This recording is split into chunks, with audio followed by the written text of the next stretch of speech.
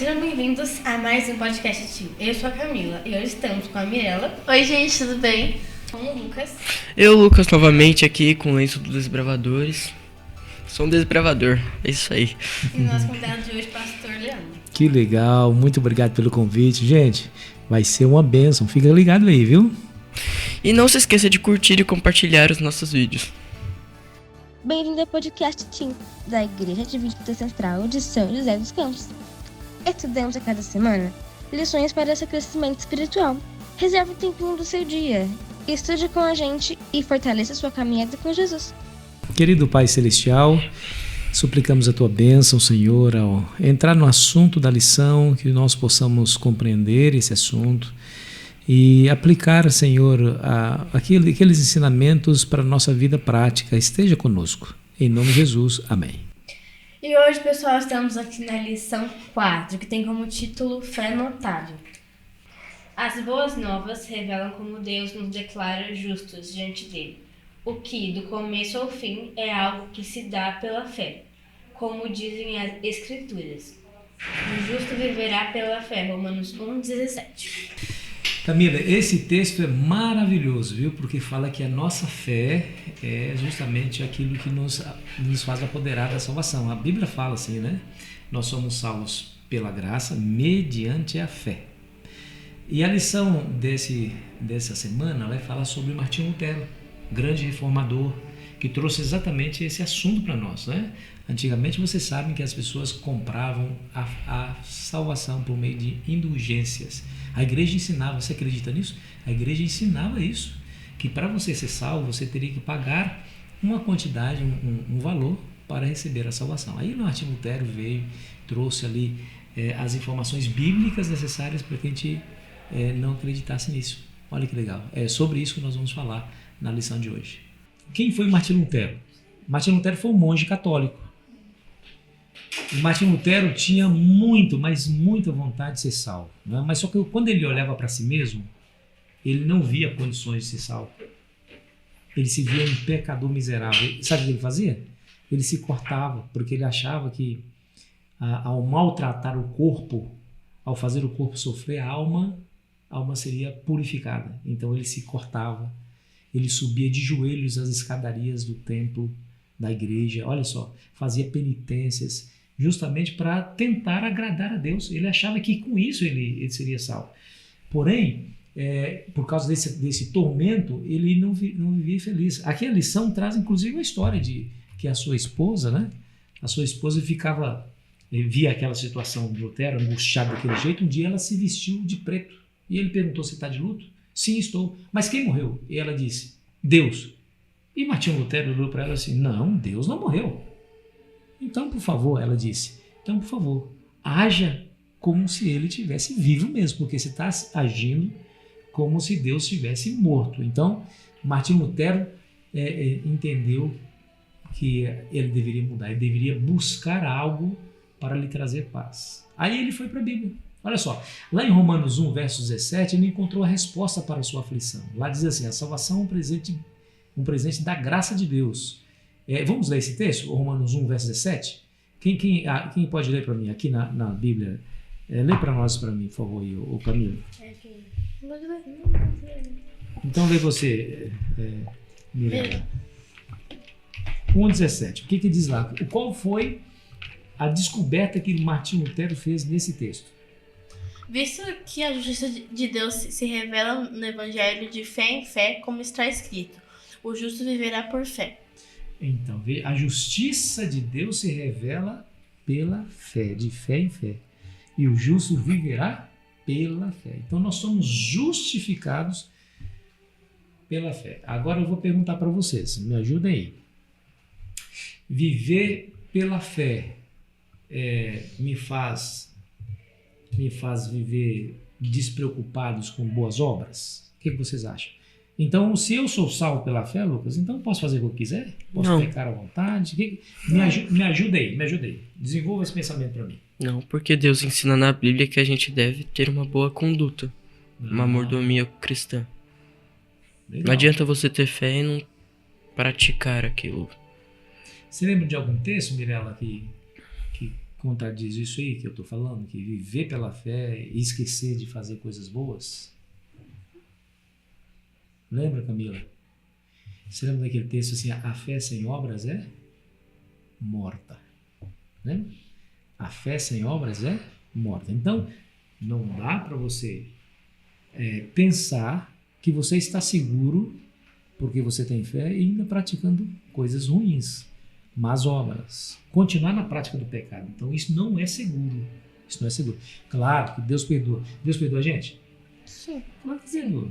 Nós somos perdoados por Deus, mas nós somos chamados a fazer a vontade de Deus. Você se lembra daquele texto, Lucas, que diz assim, ó, nem todo que me diz Senhor, Senhor entrará no reino dos céus, mas aquele que faz a vontade do meu Pai que está no céu, né? Então, agora eu pergunto para vocês aí, me ajudem aí, viu? Por que você acha que tantas pessoas aceitam ensinamentos que não estão de acordo com a Bíblia? Porque hoje em dia as pessoas são muito influenciáveis, então elas são facilmente influenciadas pelo que as pessoas dizem, em vez de se basear na verdade, que é a Bíblia. Legal. O que você acha, Camila? É que na Bíblia tá escrito uma coisa. Aí as pessoas ficam falando outras e acaba que... Cada um constrói um pensamento, né? Puxa, hein, Lucas? O que você acha? Porque às vezes a carne é mais forte do que a mente. Ó, imagina só. Você abre a Bíblia e encontra a palavra branco, certo? É branco. Não tem como negar, tá escrito branco. Se você ler de frente para trás, é branco. De trás para frente, é branco. Se você ler de cabeça para baixo, é branco. Se você ler na diagonal, é branco. Não tem como negar, tá escrito branco. Aí o que as pessoas fazem? Aí elas abrem a Bíblia e vê a palavra branco e pensam assim, branco? Branco é uma cor opaca, né? É melhor o vermelho do sangue de Jesus. Aí nasce a igreja do vermelho. Aí vem outro, Lucas, e abre a Bíblia e vê a palavra branco, lê a palavra branco. Não tem como negar, está escrito branco. Mas branco, ele diz, branco não é a cor legal. Então tem que ser o amarelo da excelência cristã. Aí nasce a igreja do amarelo. E cada um vai fazendo a sua própria leitura do texto bíblico. Isso é uma complicação muito grande. É por isso que nós temos, olha, mais de 30 mil denominações cristãs espalhadas pelo mundo. Sabia disso? Dentro do cristianismo, nós temos mais de 30 mil placas de igreja, todas elas dizendo, nós temos a verdade. Mas quantos estão dispostos a ler o texto bíblico e atender exatamente aquilo que está no texto bíblico sem fazer a sua própria interpretação? Entende? Poucos. Entendeu? Então aqui, ó, por que você acha que tantas pessoas aceitam ensinamentos bíblicos que não estão de acordo com a Bíblia? Uma das respostas, a Mirella falou muito bem, Camila também, uma das respostas também é a falta de sinceridade. As pessoas querem fazer o quê? Acomodar a Bíblia à sua própria vida prática. Então, se eu gosto de determinadas coisas e a Bíblia fala contra o que eu gosto, então eu rejeito o que a Bíblia fala, porque eu não posso permitir que a Bíblia intrometa muito na minha vida, né? Nos meus gostos pessoais. Ok? Então vamos lá, a Reforma Protestante. Quem pode ler para nós aí? A Reforma Protestante. Lutero denunciou a venda de indulgências promovida por João Tetzel. Então, vamos parar um pouquinho. Indulgências. Já sabe o que é? Coisas que não são de Deus. Mirella sabe? É coisa que você paga por uma coisa que não é certa. Isso, é assim. O teu parente morreu. E você acha que ele não foi tão bom? E ele está no purgatório. E o purgatório é um local onde a alma queima, fica queimando, até queimar os pecados e se purificar e ir para o céu. Porque ela não foi tão ruim. Quando é tão ruim, segundo o pensamento popular daquela época, as pessoas que eram tão ruins iam direto para o inferno. Não tinha salvação. As que eram mais ou menos, elas iam para o purgatório. Ali eles ficavam queimando. Mas tinha um prazo para queimar. Então, o que a igreja daquela época ensinava? Olha só. Que você podia pagar um valor monetário estipulado por eles para apressar esse tempo que o seu parente está passando no purgatório. Então você quer encurtar o sofrimento dele? Então paga uma indulgência. Por quê? Porque a igreja, através dos seus clérigos, né, e através dos seus sacerdotes, irão interceder pela alma dos seus parentes para que eles saiam mais rápido do purgatório. Isso é indulgência. Entendeu? Eles achavam que poderiam comprar a salvação por meio do valor financeiro, né? De um valor financeiro estabelecido pela igreja naquela época. O que Lutero fez? Denunciou a venda de indulgências promovida por esse indivíduo aí, ó, João Tezel. Esse João Tezel, ele promovia isso em todas as partes do império. Todo mundo que quisesse salvação para os seus entes queridos que haviam morrido precisava pagar as indulgências. O que ele defendeu, Camila? O que ele defendeu? O segundo tópico aí. Ele defendeu que o perdão não pode ser comprado. E eu pergunto para vocês, pode ser comprado? Não. De que maneira que nós obtemos o perdão? Fala para mim. Indo e encontrando a presença de Deus, orando. O que mais, Mirella? Qual foi a pergunta? Como que nós obtemos o perdão de Deus? O que a gente deve fazer? Tem que se arrepender. Opa! Tem alguns passos para obter o perdão de Deus. Primeiro, precisa reconhecer que errou. Depois de que se reconheceu que pecou, tem que fazer o quê? Se arrepender. Se arrepender. E depois, Lucas, depois de reconhecer e arrepender, faz o quê? Aceitar o perdão? Ainda não. Orar e pedir perdão para Deus. Isso, aí você vai pedir perdão para Deus. Aí você ora e pede perdão. Tem um texto na Bíblia que fala assim, se confessarmos nossos pecados, ele é fiel e justo para nos perdoar os pecados e nos purificar de toda injustiça. Está lá em 1 João 1, verso 9. Entendeu? E depois que nós pedirmos, aí vem o que você falou. Tem que aceitar. Quando você sinceramente se arrepende dos seus pecados e sinceramente confessa, Deus vê a sinceridade do seu coração e lhe perdoa. E quando você se levanta dessa oração, se levanta como nunca tivesse pecado. Porque a Bíblia não diz que Deus lança os nossos pecados na profundeza do mar?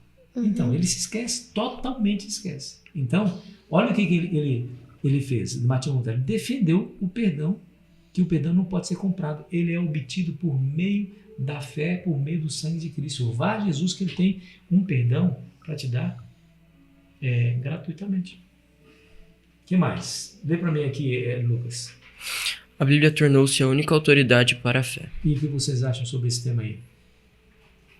Dá para entender que a Bíblia é a única autoridade ou nós temos alguns outros livros que podem ser autoridades para nós?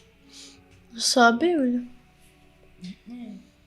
Você sabe qual foi o termo que ele usou?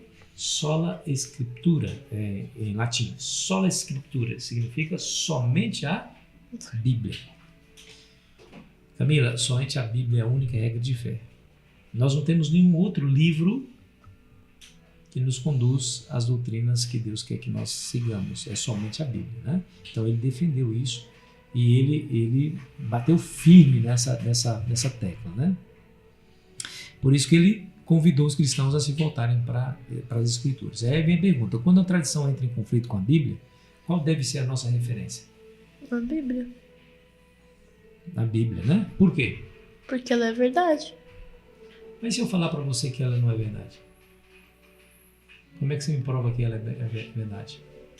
Lendo ela? Lendo a Bíblia? Opa, conhecendo a Bíblia, né? Você não consegue passar aquilo que você não conhece. Mas não é somente isso. O que você acha, Lucas? Eu acho que você tem que... Não é uma parte só de uma pessoa. As duas têm que entender. Tá. Mas a pergunta é bem clara. Presta atenção. Vamos ver se a gente consegue responder essa pergunta. Como que eu provo que a Bíblia é a verdade para uma pessoa que não acredita que a Bíblia é verdade? Pensa um pouquinho aí. Tocando o coração dela com o Espírito Santo. Você falou um negócio legal. A Bíblia tem poder de fazer o que com um ser humano? Tocar o coração. Transformá-lo, né? Camila, essa é a maior prova de que a Bíblia é a verdade, porque ela é o único livro no mundo capaz de transformar, por exemplo, um bandido perigoso em uma pessoa inofensiva. Por isso que eu acredito que ela é o que diz ser a palavra de Deus, pelo poder que ela tem de transformar, certo? Então, muito bem. Mirela, lê para nós aí. A oração e a coragem de Lutero. A coragem de Lutero nascia de sua comunhão com Deus. A oração era a prioridade de sua vida. Mesmo diante de reis e autoridades, permaneceu fiel à Bíblia. Deus usa pessoas comuns para cumprir seus propósitos quando permanecem firmes na verdade. Olha que interessante. E aí, o que vocês acham? É importante realmente a gente ter essa vida de comunhão para a gente obter coragem a fim de enfrentar aqueles que se colocam como nossos opositores, aqueles que nos perseguem? Sim. E agora, como que nós temos comunhão com Deus? Me diga. Temos um relacionamento com Ele. Então, lendo a palavra, orando. Buscando todos os dias. Buscando todos os dias, orando. O que mais? Lendo a Lucas? Bíblia. Lendo a Bíblia. Praticando boas obras. Ou praticando boas obras. Quer ver uma coisa que eu também acrescento em tudo isso que vocês disseram que é verdade? É você falar de Jesus para outras pessoas. Você sabe que a maior e melhor comunhão com Deus é quando você se interessa por aquilo que Ele se interessa. Por exemplo, se Jesus estivesse aqui, Camila, o que Ele estaria fazendo? Será que Ele estaria visitando os hospitais, os doentes? O que você acha? Sim ou não? Não, acho que sim, né? Visitando os presídios, falando sobre o evangelho para eles, sim ou não? A visitar ele até pode, mas se ele vai curar todas as pessoas lá é uma coisa diferente. É porque as pessoas precisam aceitá-lo, né? Mas ele estaria buscando as pessoas perdidas ou não? Sim. Não estaria? Por exemplo, Jesus estaria na igreja adorando a Deus? Não. Sim ou não? Sim, ele adorou Deus Pai quando ele estava aqui na Terra. Gente, imagina. Olha o que eu disse. Pensa no que eu disse. O que eu disse foi o seguinte, nós temos comunhão com Deus quando nós nos interessamos por aquilo que Ele interessa. Então, o que Jesus se interessaria se estivesse no nosso lugar? Ele estaria pregando o Evangelho? Sim. Sim, óbvio. Então, nós precisamos fazer o quê? Pregar? O Evangelho. Certo.